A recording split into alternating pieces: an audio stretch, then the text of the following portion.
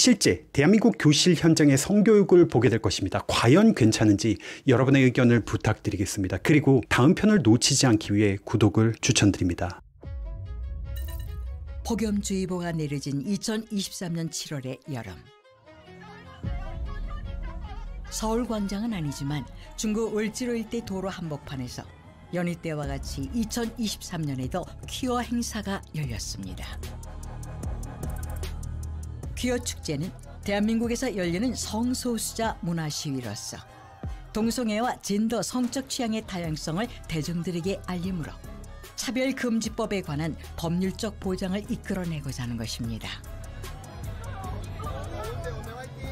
차별금지법을 반대하고 있다고 생각하지만 차별금지법을 찬성하는 기독교인들이 훨씬 더 많다고 말씀해 주셨습니다. 신중한 논의가 필요하다라고 하면서 20년째 차별금지법에 대해서 논의를 하지 않은 채 방치시키고 있습니다.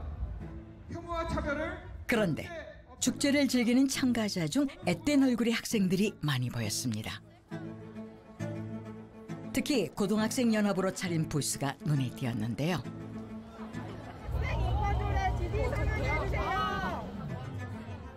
미성년자 다음 세대들이 이곳에 나온 이유는 무엇일까요?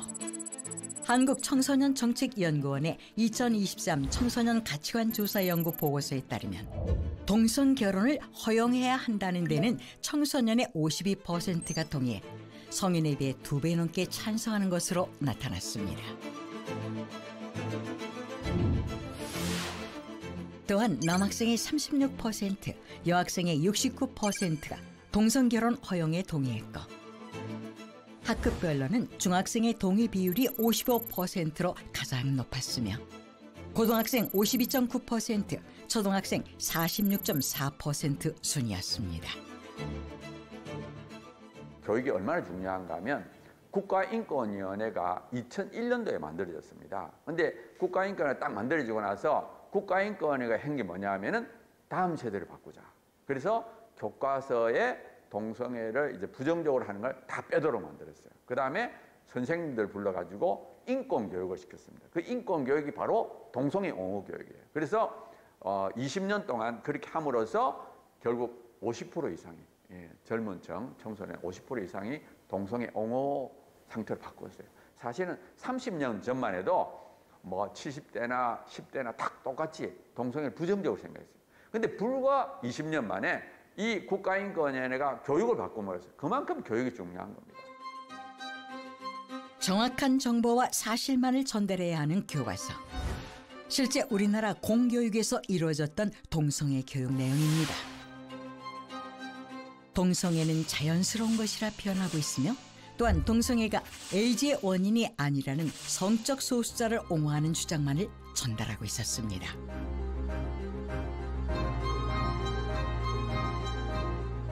또한 교과서의 문제는 부실한 에이즈 예방 교육입니다. 실제 교과서에서 언급된 에이즈 감염 경로를 보면 동성 간의 성행위라는 주요 원인에 대한 정확한 설명이 없는 상태입니다. 동성애에 대한 정확한 교육이 이루어지지 못하는 이유가 무엇일까요? 제가 2016년도에 중3 학생들을 대상으로 동성애 폐해에 대해서 수업을 했습니다. 뭐 누군지는 모르겠지만 서울시 교육청에 인권 침해로 민원을 넣었다고 합니다. 인권 침해가 무엇이었느냐 이렇게 의견서에 물어봤어요. 근데 그 인권 침해가 무엇이냐에 대한 답이 없어요. 왜냐면 제가 학생의 인권을 침해한 게 없고 아이들한테 해라 하지 마라 라고 제가 의견 제시를 하지도 않았어요. 그냥 진실만 알려준 거죠. 제가 그래서 학생은 조사를 했습니까? 라고 물어보니까 학생은 조사를 하지 않는데요. 그리고 이제 저만 계속 몇 달에 걸쳐서 조사를 한 거죠. 그러면서 이제 한다는 말이 학생 인권은 있지만 교사 인권은 없다. 라고 얘기를 하더라고요. 또한 에이즈에 대해 학생들을 제대로 가르치지 못하는 다른 이유는 국가인권위원회와 기자협회가 함께 만든 인권보도준칙 때문이라고 육 선생님은 주장합니다. 동성애하고 에이즈가 연관성이 없다는 글만 나와요. 요즘은 수업을 할 때 책만 보고 하지 않습니다. 아이들한테 전부 다 태블릿 하나씩 다 줍니다. 그래서 실시간 검색해서 자료를 찾아요. 선생님도 똑같습니다. 책에 나와 있지 않고요. 교사용 지도서에도 없고요. 그 다음에 연수를 통해서 받는 기회도 단 한 번도 없어요. 한국가족보건협회의 청소년 에이즈 인식 실태 보고서에 따르면 에이즈 관련 교육 경험이 있는 중고등학생은 30%에도 못 미치며 특히 동성 간의 접촉이 에이즈 감염의 주요 원인인 것을 알고 있느냐라는 질문에는 82.3%나 몰랐다고 답했습니다. 취재팀은 에이즈에 대한 청소년들의 인식을 직접 알아보기 위해 고등학교 시절 동성애를 시작했던 사례자를 어렵게 만났습니다. 제가 이제 기독교예요. 집안 자체가요. 그래서 사실은 좀 많이 무서웠어요. 근데 또 이런저런 뭐 이야기도 막 듣고 찾아보면서 이제 몇 번 만나다 보니까 저도 그냥 확신을 갖게 된 거죠. 아, 나는 동성애를 하는 사람이구나. 그래서 그때부터는 별로 신앙에 대해서도 좀 개의치 않았던 것 같아요. 10년 이상을 동성애에 빠져 지냈던 사례자는 4년 전에 에이즈 감염 사실을 알게 됐습니다. 고열이 계속 나서 치료를 받는데 항생제를 아침, 점심, 저녁 이렇게 먹는데도 열이 내렸다가 또 다시 올라오고 반복이 한 6일에서 7일 정도 지속이 됐었어요. 그래서 그때 당시 막 여기 목구멍 안에도 다 수포처럼 다 허른 것처럼 다 올라와 있고 그 다음에 피부도 좀 붉은 반점 같은 게 진짜로 선분홍색처럼 이렇게 올라왔었고 피 검사를 한번 해보자고 해서 검사를 했는데 거기서 알게 됐어요. 에이즈에 대한 두려움이나 걱정은 없었을까요?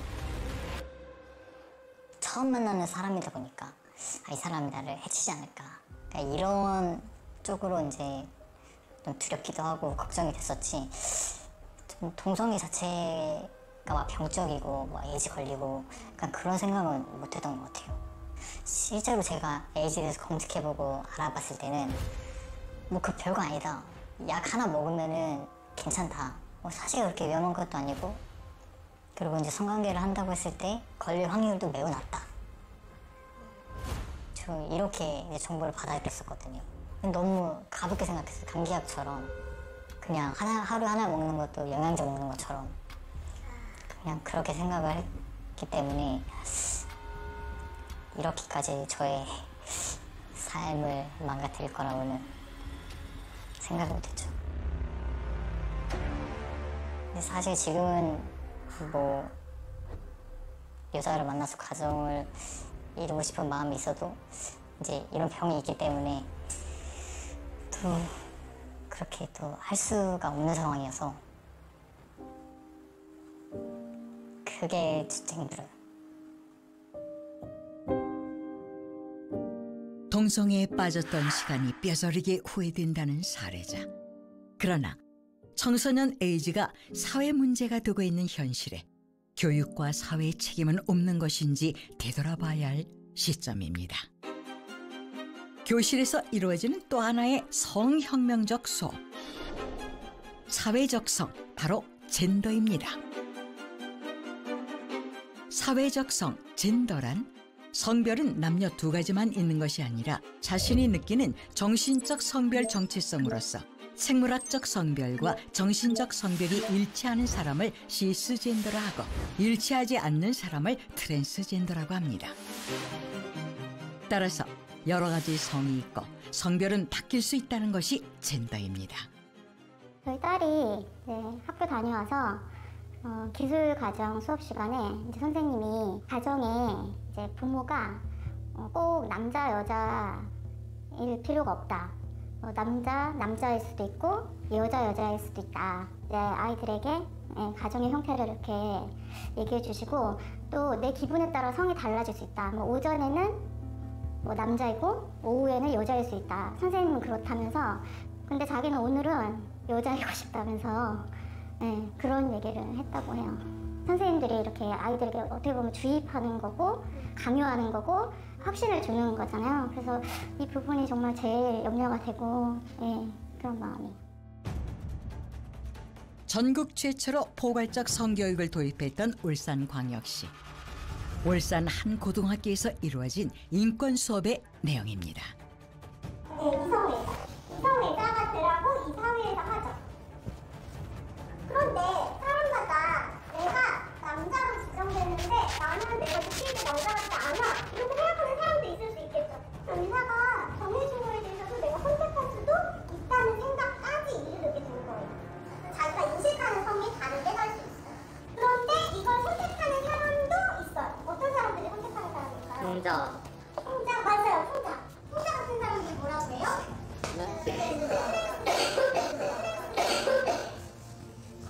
내가 의사가 임의로 지정한 성별하고 다르게 살고 싶은 거예요. 우리를 억압하는 것 중에 가장 흔한 게 젠더박스인데 젠더박스의 제일 큰 문제는 사람을 두 종류로만 나눈다는 거. 우리는 되게 다양한데 둘로만 나눈다는 거라는 이야기를 하고 싶었습니다. 이 수업을 들어야 했던 학생들의 생각이 궁금했습니다. 저희 동네에 초중고 하나씩밖에 없는데 그런 학교에 굳이 찾아와서 그런 강의를 한다는 게 정말 이해가 안 되고 침투력이 이런 촌에서도 이루어질 수 있구나. 저한테 한 발자국 더 가까이 다가온 것 같아서 마음도 불편하고 생각도 많아지고 그랬던 것 같아요. 학교라는 게 좀 믿을 수 있고 그냥 올바른 교육을 받아야 하는 공간인데 그런 교육을 한다는 것 자체가 좀 슬프죠. 선생님들이 좀 막아줄 수는 없었을까 하는 생각도 없지 않아요. 2020년 한 해 성별 불일치감으로 병원을 찾은 24세 이하 트랜스젠더 청소년은 823명인 것으로 집계됐고 성별이 남자인 청소년은 673명, 여자인 청소년은 150명에 달하고 가장 어린 트랜스젠더는 9살 여자 아동이었습니다. 트랜스젠더를 가리키니까 애들이 굉장히 관심을 가진대. 남자아이가 그러면 내가 여자가 될 수 있느냐? 호기심이죠. 현재의 불만이 있으면 내가 다르게 변화해봤으면 트랜스포메이션 해봤으면 하는 변신의 그런 그 희망이란 게 누구나 조금씩 있습니다. 그런데 학교에서 마침 트랜스젠더라는 게 있는데 이건 우리가 존중해 줘야 되는데 그런 사람이 있다 이렇게 하니까 나도 그럼 그렇게 하자라고 생각하기가 십상이죠. 아무리 호적을 바꾸든 성전환 수술을 해도요 남자가 여자가 되지 않습니다. 근데 애들은 그렇게 받아들이지 않아요. 이런 교육과 사회적 분위기 때문일까? 최근 5년간 연도별, 연령별 성주체성 장애 환자 현황 자료에 따르면 2018년부터 2023년 8월까지 성주체성 장애로 진료받은 사람은 총 11,184명, 즉 대한민국 트랜스젠더 만명 시대가 됐습니다. 그리고 계속 증가 추세에 있습니다. 생명주의 성교육 강의가 한창입니다. 이곳에서도 젠더 교육이 이루어지고 있었는데요. 성별에 대한 교육을 해요. 그래서 성별이 바뀌냐고 의학적으로 바뀔 수 있는 방법이냐고 묻는 친구들이 있는데 성교육을 하는 사람들이 물고기를 항상 예를 들어요. 그것도 이보를 들어서 성별이 바뀌는 물고기가 있어. 아이들이 그렇게까지 배우고 있어요. 자연스럽게.